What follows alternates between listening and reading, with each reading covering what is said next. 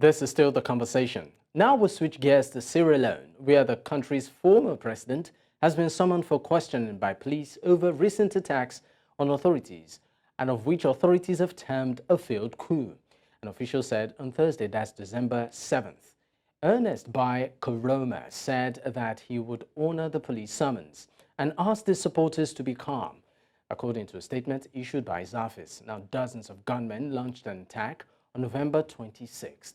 The West African nation's capital, during which they broke into Sierra Leone's key armory and into a prison where the majority of more than 2,000 inmates were freed. The former president strongly condemned the attack when it happened. However, his summon follows the earlier arrest of his former security aide. Now, the 70-year-old was in office between 2007 to 2018. Although he has officially retired from politics, Koroma remains an influential figure within his political party and often hosts prominent politicians in his hometown of Mekane.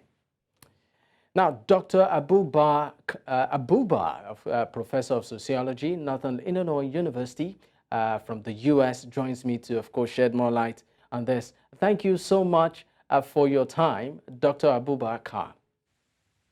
Thank you very much for having me.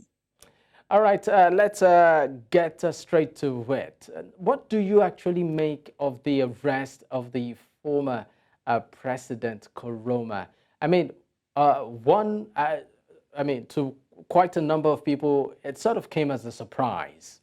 For you, how would you say this particular development hit you? Well, I think it seems to be like a continuation of what has been going on. As you rightly mentioned, Koroma has been very involved in politics even after he retired. So he is, a key part of the APC opposition. And since the, conflict between the ruling SLPP and the APC continues, so somehow he is in that mix. So it doesn't really come as a surprise to me, but it just seems to be a continuation of the political hassle or political conflict between, the APC and the SLPP and the North and the South. Now, with, of course, a reference to some of the recent happenings right now in Sierra Leone and what we are seeing, as follow-up stories and development. Now, what would have been the intention of the government in picking him up? Is it because of the fact that, to some extent, the former president still maintains some sort of political influence across the political strata of the state? Hence, it might be maybe it might have been fingered in as part of those allegedly maybe being part of the organizers. Well, I think it is, it's really hard to say what is behind the scenes. From the outside, we can only talk about what has been said, and through that also, of course, draw some logical analysis. So I think the reason is, the express reason is that it is part of an investigation, and to the extent that people around him have actually been arrested or killed, that draws police attention to him. Now it is unusual, or it's a little bit of a big deal to actually have a former president, cautioned by the police. So it is, and also, of course, a key opposition figure. So it is a significant, development. Now, what kind of a message do you think this particular arrest will send across citizens in Sierra Leone? What would be their impression of what exactly is going on right now? I think this just fits back again into the existing political divide that is, between supporters of the opposition APC and supporters of the SLPP. Somehow each of them actually just take their own narrative. They all have their own stories about what happens and the reasons why it's happened. So I think it doesn't really change much. It just fits into an existing political divide and a political conflict both in terms of among the elites, but also how to mobilize their supporters, mostly between the North and the South. Now, let's talk about the policy and also political implications all of this might have across the country and also the sub-region. What do you think this particular outcome or developments would have in terms of political landscape moving forward, and also when it comes to regional relationship across countries in the region? So I'll get to the regional aspect a little bit, but I think there are really three things, here or in this, political incident that is going on. The one is, the legal issue. The second one is the, security issue, and the third one is a political issue.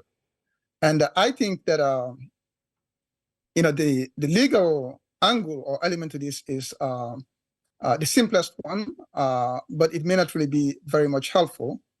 And I think the security approach or securitization will be, one that actually, create more problems. And the political approach to see this as an opportunity for political dialogue, I think that's a difficult one, but really that is the most useful one for the country. So I think just in terms of what is going on there. Now, in terms of the region, I think Koroma has actually been very involved in AU things, especially in terms of election observations. So he has actually pushed since he left his presidency. I mean, he has kind of positioned himself a little bit as a kind of African statesman. So I think it will be interesting to see how others, people who know him or work with him react to these kinds of situations.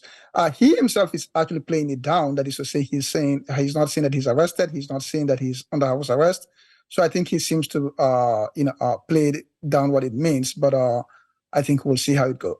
All right. Before I let you go, now there's a report that political happenings, particularly the junta that we are seeing in Mali, Burkina Faso, and also Niger, is sort of fueling insecurities across Africa, and hence what we are seeing in terms of coup attempts and all of that. Do you share that sentiment also? Of insecurities? Yes. Yes. So absolutely. I mean, so again, all of these things are really, vivid and manifestations of insecurity. So I think the most important point really is to understand why are we having these insecurities. Clearly, I mean, the picture across the region is clear. There's a lot of insecurities, whether you talk of Sierra Leone or you talk of Mali and so forth. But the fundamental question for us is why are we having these things? And I think it's important now with respect to Mali in particular, it's important really to understand both the domestic dynamics and the external factors. And I think that goes for several countries. But in Sierra Leone in particular, I think it is more a domestic issue, as compared to the cases of Mali or Burkina Faso. All right. Thank you so much for your time, Dr. Abubakar Ba. Thank you very much for having me. All right. Thank you once again. Well, before, of course, we wrap up the show, it's important that we also highlight that when it comes to national development, it's not just the prerogative of the government, because at the end of the day, it's individuals like yourself and myself that makes the government. To hold the government accountable is the collective responsibility of everyone.